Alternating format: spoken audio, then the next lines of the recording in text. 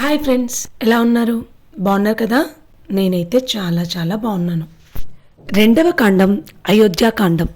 దశరథ మహారాజు వృద్ధాప్యంలో ఉన్నాడు.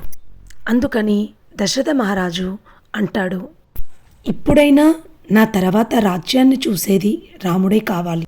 ఆ మాట విని అందరూ చాలా సంతోషిస్తారు.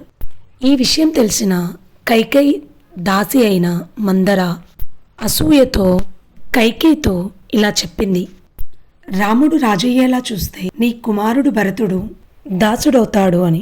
అది విన్న కైకేయి కోపంతో దశరథ మహారాజు దగ్గరికి వెళ్ళి 2 వరాలు అడుగుతుంది. భరతుడిని అయోధ్యకి రాజు చేయాలి అని, రామునిని 14 సంవత్సరాలు అరణ్యవాసానికి పంపాలి అని అంటుంది.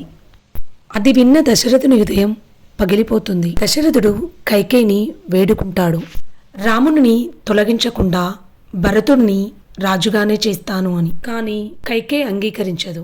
వశిష్ఠుడు మరియు సుమంతుడు అరణ్యవాసం గురించి చెప్పగానే రాముడు వింటాడు. నా తండ్రి మాటకు నేను ఎదురు చెప్పను, రాజు చెప్పింది ధర్మం. రాముడు కళ్ళల్లో నీళ్లు పెట్టకుండా అంగీకరిస్తాడు.